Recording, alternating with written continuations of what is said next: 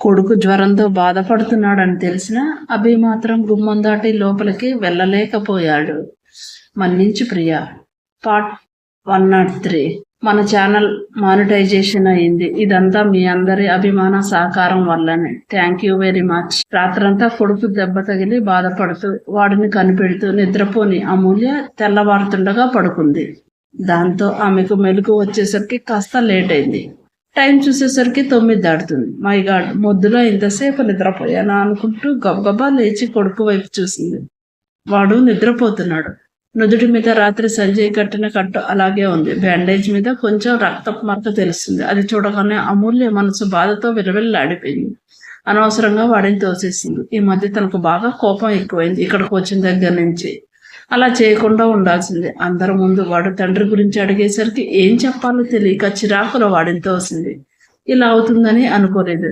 ఎంత బ్లడ్ వచ్చిందో పాపం. వాడు ఎంతగా విలవిల్లాడిపోయాడు. అయినా తను ఏడుస్తుందని వాడు బాధను ఓర్చుకున్నాడు. తనను ఓదార్చాడు. కొడుకు మీద అవాజ్యమైన ప్రేమ కలిగింది.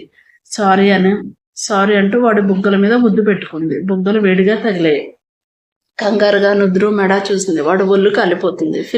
ఫుల్ ఫీవర్ వచ్చేసింది వాడికి. అమూల్య కంగారు పడింది. గబగబా కిందకు వచ్చింది సంజయ్ కోసం. ఆమెను చూసి లేచావా? ఆమె ఇప్పటికే 2 సార్లు వచ్చావు. నేను మీ అమ్మ. తల్లి కొడుకులు ఇద్దరు నిద్రపోతున్నారు కదా, లేపడం ఎందుకని ఊరుకున్నాం. రా టిఫిన్ చేద్దు గాని. వాడికి ఎలా ఉంది అంటూ ఆమె వైపు చూసి, అదేంటి ఫ్రెష్ అవ్వలేదా అంది రాధ. ఇప్పుడే లేచానత్త. వాడికి ఫుల్ ఫీవర్ వచ్చింది. సంజయ్ గారిని తీసుకువెళ్దామని వచ్చాను అంది. ఏంటి, వాడికి ఫీవర్ వచ్చిందా? రాధతో పాటు అక్కడే ఉన్న జానకి, చంద్రశేఖర్, ఆనంద్ కూడా కంగారు పడ్డారు. అవును అన్నట్టు అమూల్య తల ఊపింది. వాడికి ఫీవర్ వచ్చిందా? మరి నువ్వు చూసుకోలేదా?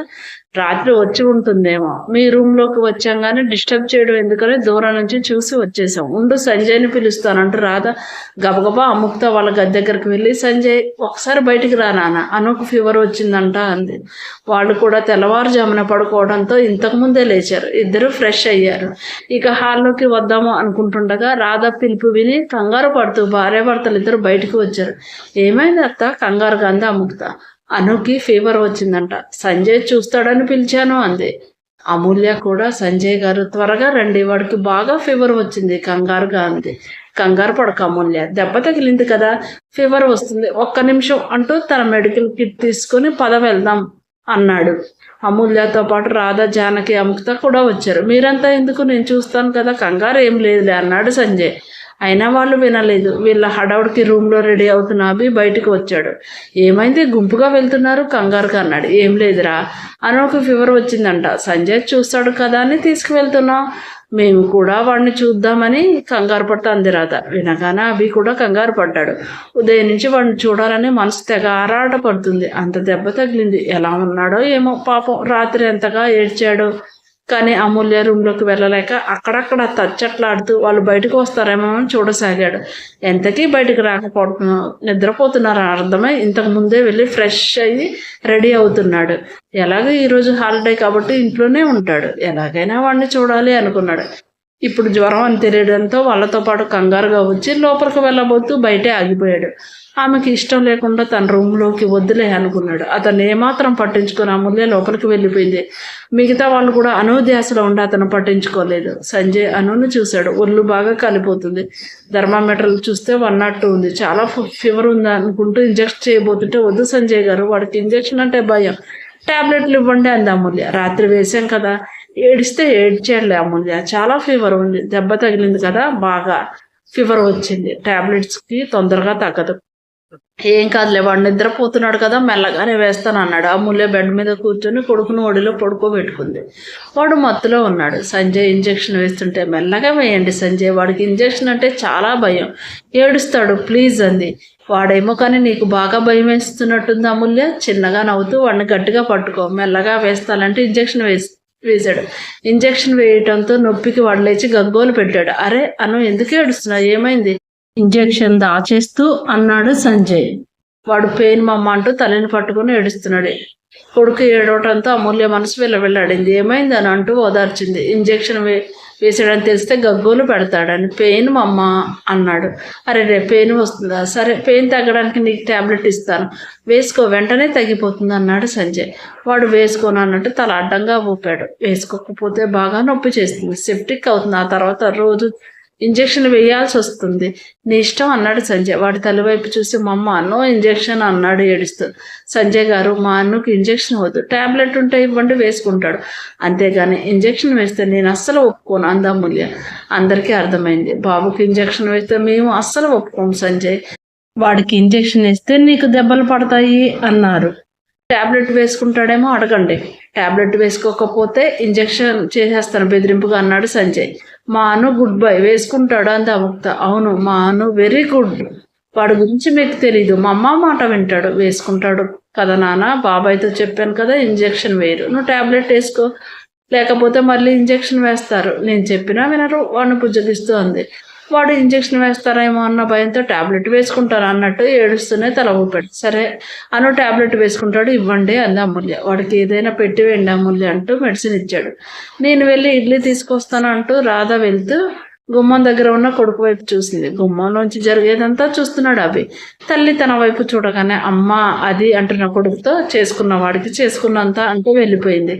అతన్ని చూసిన అముక్త, బావా అక్కడ ఆగిపోయేమో లోపలికి రా అంది. అతను అమూల్య పర్మిషన్ కోసం అన్నట్టు అమ్మాయిపు చూశాడు. తను అదేమి పట్టించుకున్నట్టు, మీ అందరూ ఎందుకు ఇక్కడ, వెళ్ళండి, వీడికి బ్రష్ చేయించి 2 ట్యాబ్లెట్లు వేస్తాలే, ఇండైరెక్ట్గా అతన్ని వెళ్ళిపోమన్నట్టుగా అంది. అది అర్థమైన అతని మొహం మాడిపోయింది. చటుక్కున అక్కడి నుంచి తన గదిలోకి వెళ్ళిపోయాడు.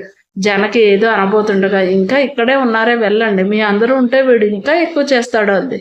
అమూల్య, వాడికి స్నానం చేయించొద్దు, కట్టు తడవకుండా క్లాత్తో తుడవండి అన్నాడు సంజయ్. అలాగే సంజయ్ గారు అంది. పదండి వెళ్దాం, ఏం కాదు, దెబ్బ తగిలింది కదా, కాస్త జ్వరం వచ్చింది, 2 డేస్లో తగ్గిపోతుంది అన్నాడు సంజయ్. ఇక అతను ముందు ఏమీ మాట్లాడలేక జానకి వాళ్ళతో పాటు కిందకు వచ్చింది. బాబుకు బ్రష్ చేయించి తీసుకొచ్చేసరికి రాధ ఇడ్లీ తీసుకొచ్చింది. వాడు తిననంటున్నా ఎలాగో బ్రతున్నాడు, తినిపించి బుజ్జగిస్తూ ట్యాబ్లెట్లు వేశారు. నేను వీడి దగ్గర ఉంటాను, నువ్వు వెళ్ళి ఫ్రెష్ అయ్యిరా అంది రాధ. పర్వాలేదు అత్త, నేను తర్వాత ఫ్రెష్ అవుతాను, కొడుకు బట్టలు మారుస్తూ అంది. ఏం కాదులే, వాడేమి ఇప్పుడు ఏడవడం లేదు, వెళ్ళు అంది. అమూల్య ఫ్రెష్ అయ్యి వచ్చింది. నేను నీకు టిఫిన్ తీసుకొస్తాను అంది రాధ. ఇప్పుడు నాకేం వద్దు అత్తయ్య, తినాలని లేదు. రాధ బలవంతం చేసినా, ప్లీజ్ అత్తయ్య నన్ను ఇబ్బంది పెట్టకు, తర్వాత తింటాను. కొడుకు నొప్పితో బాధపడడం చూసి అమూల్య మనసు వెలువెల్లి ఆడిపోయింది. ఆమెకి ఏమీ తినాలని లేదు. రాధకు అర్థమై, చిన్న దెబ్బకి ఇంత బాధపడుతున్నావేంటే, వాడికి ఏం కాదులే, నేను కాఫీ పంపిస్తాను, అదన్నా తాగు అంటూ వెళ్ళిపోయింది. మా అమ్మ పెయిన్ అంటూ వాడు ఏడుస్తుంటే వాడిని ఎత్తుకొని బుజ్జగిస్తూ అటు ఇటు తిప్పింది. కాసేపటికి వాడు పడుకున్నాడు. వాడినే చూస్తూ కూర్చుంది అమూల్య.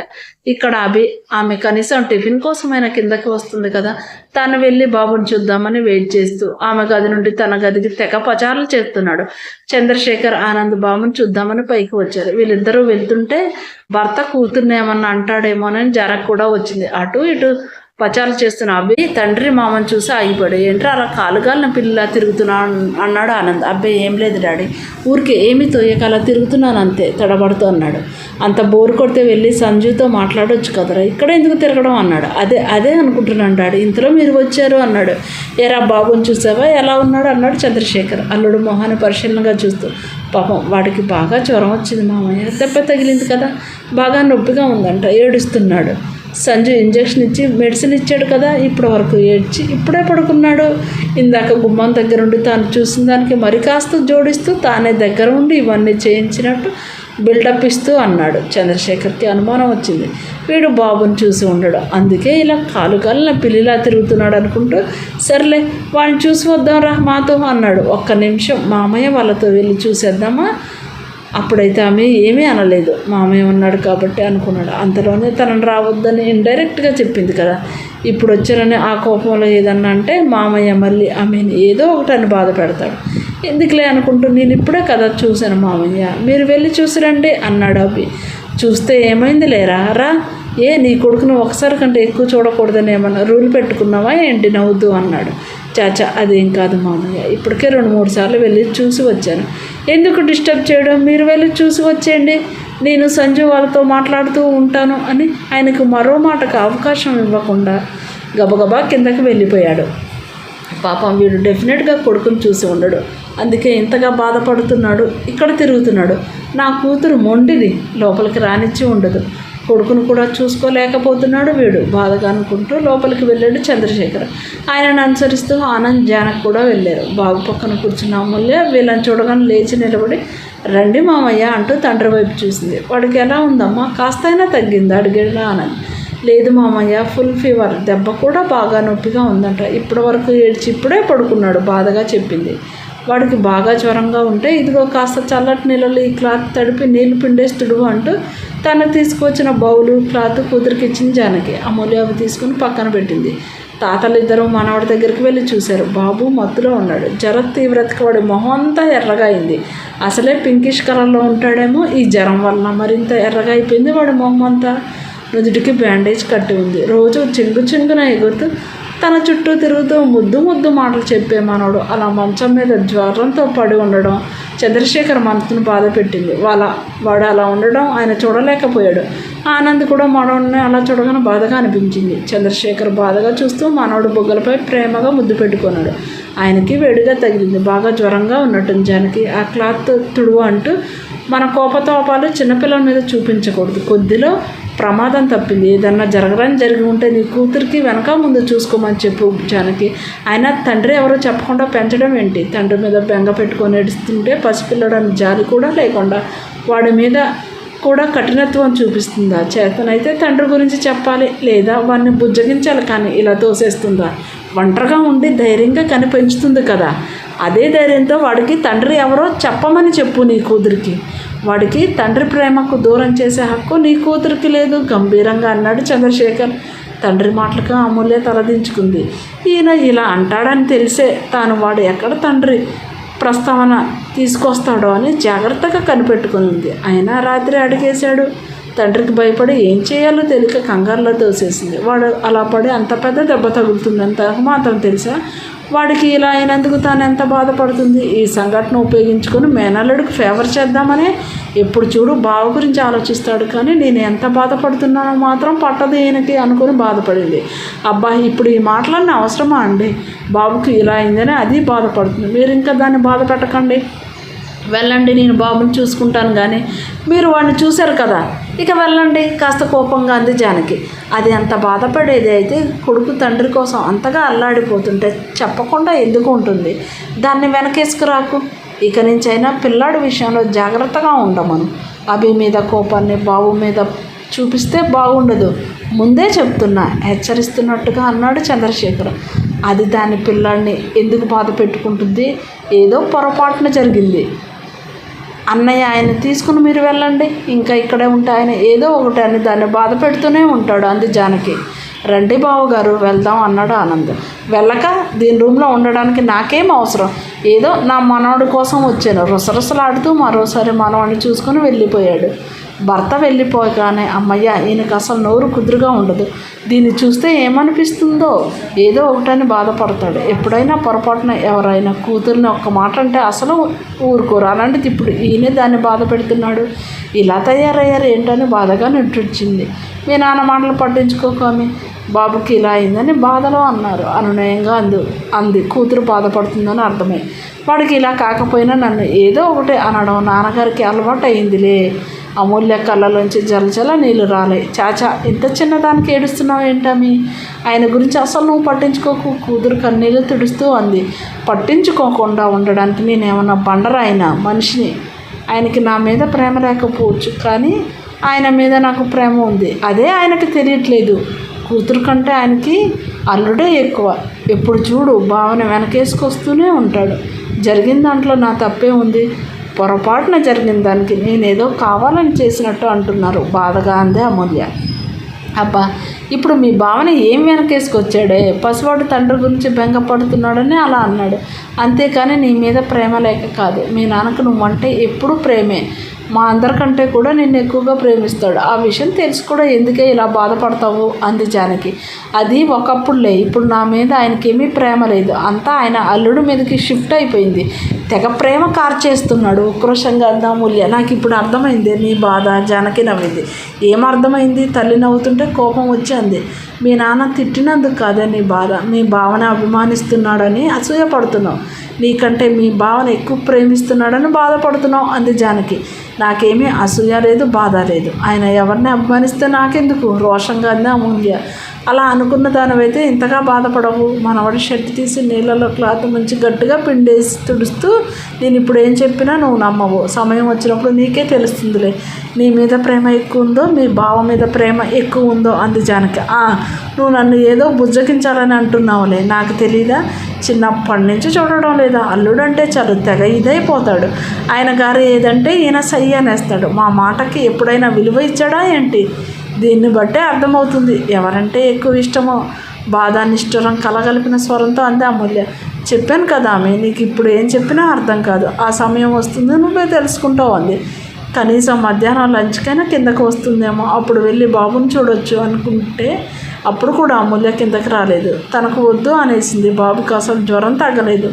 దాంతో దిగులుగా కొడుకు పక్కనే కూర్చుంది. కొడుకు బాధనే ఆరాటాన్ని చూసిన రాధ ఇక అమూల్యని ఎలాగైనా రూమ్లోంచి బయటికి రప్పించారని పని మనిషితో తాను పిలుస్తున్నాను తీసుకురమ్మని చెప్పింది. అభికి అర్థమై థ్యాంక్స్ అమ్మా అన్నాడు. త్వరగా వెళ్ళి చూసి వచ్చేయరా. అయినా నీకు తొందరపాటు ఎందుకురా? అందరూ ముందు అలా కొడతావా? దానికి ఎంత అవమానంగా ఉండి ఉంటుంది. ఇందులో దాని తప్పే ఉంది. పైగా మామయ్య ముందు ఆయన ఎంత బాధపడి ఉంటారు ఆలోచించావా? పైకి చెప్పకపోయినా కొడుకు చివాట్లు వేసింది. అభి తల వంచుకున్నాడు. ఎప్పుడు ఇలా తల వంచుకునే పనులే చేస్తావురా? మరి 4 చివాట్లు పెట్టింది. పని మనిషి వచ్చి పిలవడంతో మొదట తాను రాను అంది అమూల్య. లేదమ్మా, అమ్మగారు ఏదో అర్జెంట్ పని ఉందన్నా రమ్మంటున్నారు. నేను బాబు దగ్గర ఉంటాను, మీరు వెళ్ళండి అంది. సరే జాగ్రత్తగా చూసుకొని నేను వెంటనే వచ్చేస్తానంటూ కిందకు వచ్చింది. అప్పటికే అభి తన రూమ్లోకి వచ్చి ఆమె ఎప్పుడు కిందకి వెళ్తుందని చూస్తున్నాడు.